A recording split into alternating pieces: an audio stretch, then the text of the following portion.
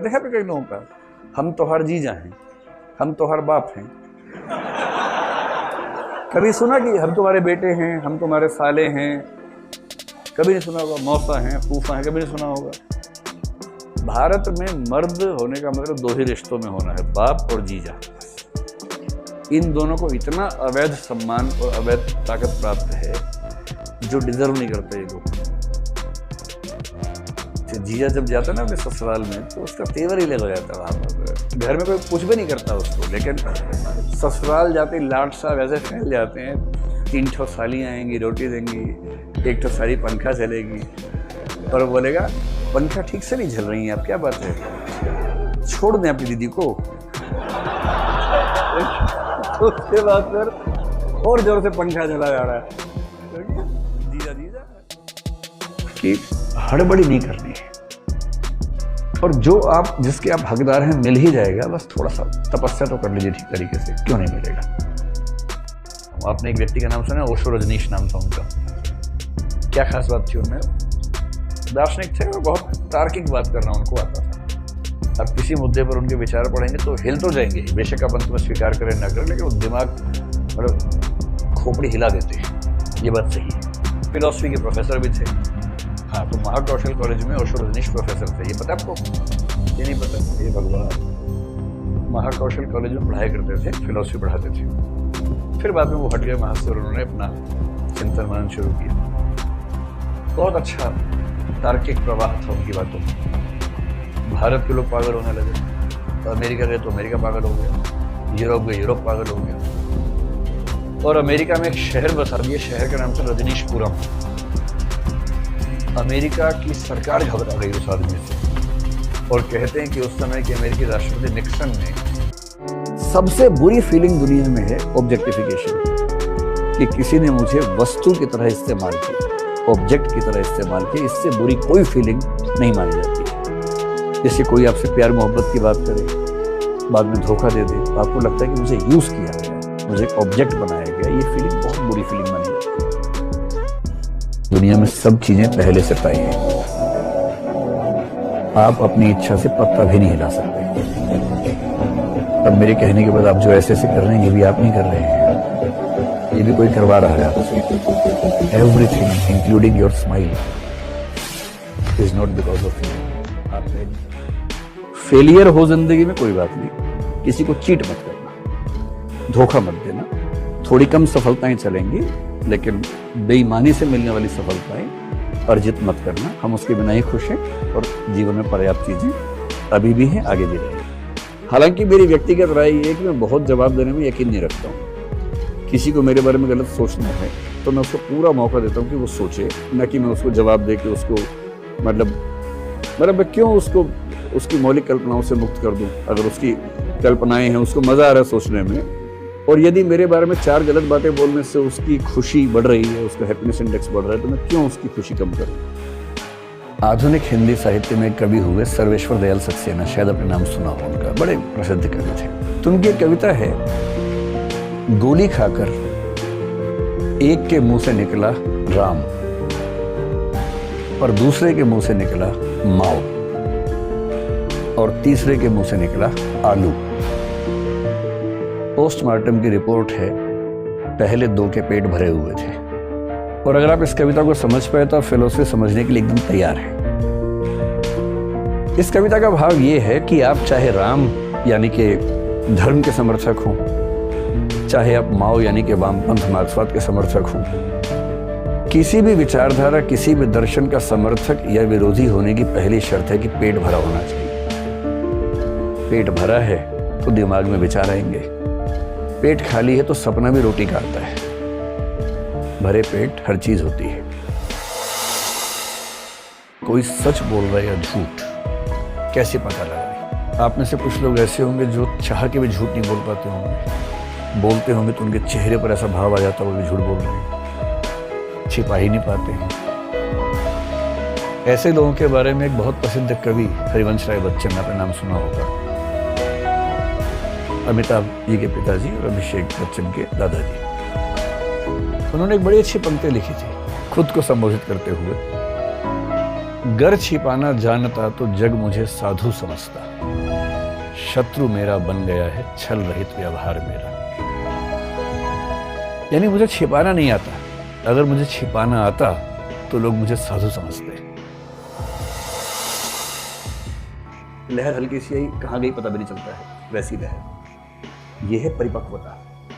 किसी ने भड़काया, अभी तो आपकी हालत ये है, कोई आपको भड़काना चाहेगा, 4 गाड़ी लेके भाग जाए, आप पीछे पीछे भाग रहे हैं उसको। यही वो चाह रहा था। कितना आसान है गधा बनाना इस जिंदगी में। आप बस ये चाह रहे किसी को भड़काना है और आपने 4 गाली दी, वो भड़क जाएगा। वो इतना भी नहीं समझ पा रहा कि आप क्या चाह रहे हैं। पर मैच्योर आदमी क्या करेगा? नहीं भड़केगा, वो भड़केगा अपने हिसाब से। आपने 4 गाली दी, वो बोलेगा देख अभी भड़कने का मन नहीं कर रहा मेरा, नोट कर लिया है, टाइम पे हिसाब बराबर करेंगे, जाओ। अभी फिल्म देखने जा रहा हूँ, कह रहे कि तेरे अंदर दम नहीं है तो सही है तेरा, वो कह रहे ये भी नोट कर लिया, 7 हो गई। अभी तो फिल्म देखूंगा, मेरा मूड अच्छा है, नोट कर लिया, हिसाब होगा समय पे, चिंता मत करो। पर अभी नहीं होगा, क्योंकि मैं गुस्सा तेरे हिसाब से नहीं करूंगा, अपने हिसाब से करूंगा। मुझे गुस्सा कब आएगा ये तू तय करेगा, तो मैं कैसे स्वाधीन हूँगा? मुझे गुस्सा कब आएगा ये मैं तय करूँगा। जब आपकी ज्ञान की क्षमताएं अचानक बढ़ जाएं, खुल जाएं और आपको ऐसे ऐसे सत्य नजर आने लगे जो पहले नजर नहीं आते थे, तो हम बोलते हैं कि आंखें तो वही हैं, पर उन्हीं आंखों से अब दिख कुछ और रहा है, कुछ गहरा दिख रहा है। अंग्रेजी का मुहावरा है रीडिंग बिटवीन द लाइन्स। एक लाइन में जो लिखा है, दूसरी लाइन में जो लिखा है, गहरे लोग उनके बीच में भी पढ़ लेते हैं। गहरे लोग शब्दों के बीच के गैप को भी पढ़ लेते हैं। और गहरे लोग कह के नहीं कहते, उनका कुछ नहीं कहना भी कहना होता है, साइलेंस को भी पढ़ लेते हैं। इसको बोलते हैं ज्ञान चक्षु, प्रज्ञा चक्षु। योग्य व्यक्ति अंडर कॉन्फिडेंट हो सकता है कि है बहुत योग्य, पर उसने सबकी नजरों में यही देखा कि वो कुछ भी नहीं जानता। मैं ऐसे कई बच्चों को देखता हूँ, इतने योग्य हैं पर कॉन्फिडेंस सबके भर नहीं होते। और ऐसे भी हैं कि योग्यता उतनी नहीं है लेकिन कॉन्फिडेंस चरम पे रहता है, नार्सिसिज्म के आसपास रहता है। तो जिस व्यक्ति में कॉन्फिडेंस उसकी योग्यताओं से कम है या ज्यादा है, इसका मतलब उसका सेल्फ का कंसेप्ट डिस्टॉर्टेड है, बिगड़ा हुआ है, उसे सुधारना है। इसलिए निराश हो, विफल हो तो ज्यादा परेशान मत होइए, इसमें आपकी भूमिका बनती है। सफल हैं तो ज्यादा उछलिए मत, दूसरों को नीचा मत दिखाइए कम से कम, क्योंकि जिसको आप नीचा दिखा रहे हैं उसकी परिस्थिति आपसे खराब थी। इतनी सी बात है। शादी ब्याह में जब कोई वेटर मिले उससे गंदे से बात मत कीजिए, क्योंकि चांस की बात है कि आप यहाँ हैं वो वहाँ है। हो सकता था कि आप वहाँ होते, वो यहाँ, सिर्फ चांस। घमंड से बचना, कोई वजह नहीं है कि घमंड कर रहे हैं। यदि कोई व्यक्ति दिखने में कैसा है, लुभावना है, लुभावना भरे ना, लेकिन कम से कम ठीक है प्रेजेंटेबल है, तो आपका मन होगा कि इससे बात की जाए। या अगर वो आपसे बात करना चाह रहे, आपका मन होगा कि चलो बात कर लें। अगर दिखने में ही भुतहा टाइप का लग रहा हो, मान लीजिए, और भुतहा इसलिए नहीं कि उसको सहयोग से प्रकृति ने ऐसा बना दिया है, उससे अगर आपको ये लगे कि उसके भुतहा होने में उसी का रोल ज़्यादा है, प्रकृति का नहीं है, ईश्वर की मिस्टेक नहीं है, उसका अपना रोल ऐसा है। झाड़ झंखाड़ बढ़ा के एकदम घूम रहा है और आपको लग रहा है कि मैं चिड़ियाघर में हूँ या मैं बाहर हूँ, आदि मानव टाइप का लग रहा है, बनमानुस बन के कोई आ गया है। उसके विचार हो सकते बहुत महान टाइप के हों, लेकिन विचार तो 2, 4, 5 मिनट के बाद आएंगे, उससे पहले तो बदबू आएगी और आप वो बदबू देख के ही भाग जाएंगे, तो बात कैसे बढ़ेगी आगे। इसलिए सुदर्शन व्यक्तित्व जैसे जरूरी होता है, साफ सुथरा सा देखिए। सच्चा दोस्त वो होता है जो संकट में सहायता करता है। एक बच्चा घर पर लेट पहुंचा तो उसके पापा ने उसके 10 दोस्तों को फोन किया। बेटा घर में था उनका, आ गया था, काफी लेट आया था, कि भैया पप्पू मिल नहीं रहा, तुम्हारे पास तो नहीं है। 10 के 10 ने बताया हमारे पास है, ये कि पप्पू साथ बैठा हुआ था पापा के लिए। तो पापा ने कहा बात करवा दो। सबने ऐसे ऐसे बहाने, अंकल बस अभी अभी वो वॉशरूम गया, 5 मिनट रुकिए बात करवाता हूँ। अंकल अभी 3 दोस्त आ गए थे, नीचे निकला है, अभी बात करवाता हूँ। और जैसे ही फोन रखा, खटाक से पप्पू को फोन, मैं तो पापा ढूंढ रहे थे, कहाँ तू? यार पापा के साथ ही बैठे हो यार, तुम 10 के 10 निकम्मों ने झूठ बोल के मुझे मरवा दिया। हमेशा के लिए भरोसा खो बैठे तुम लोग मेरे पिताजी का। तो कह रहे हमें तेरे पिताजी का भरोसा लेके करना भी क्या है? तेरा भरोसा बना रहे।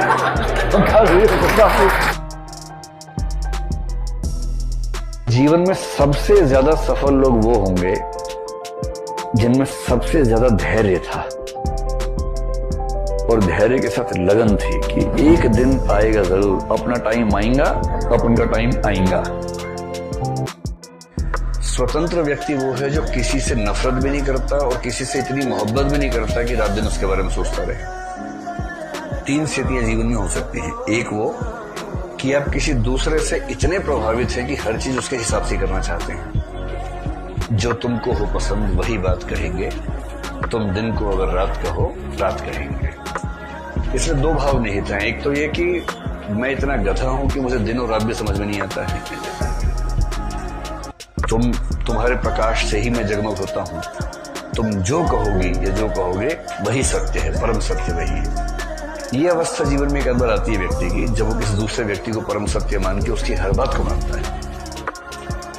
फिर जब नफरत होती है, इसकी उल्टी अवस्था आ जाती है कि तू जो कहेगा वो तो गलत ही होगा। कि अपनी जिंदगी की कहानी हम लोग खुद लिखते हैं और कैफियत से लिखते हैं, अपने फैसलों से लिखते हैं, निर्णयों से लिखते हैं। आपने किसी परिस्थिति में क्या फैसला लिया, इससे आपके जीवन की आगे की कहानी लिखी जाएगी।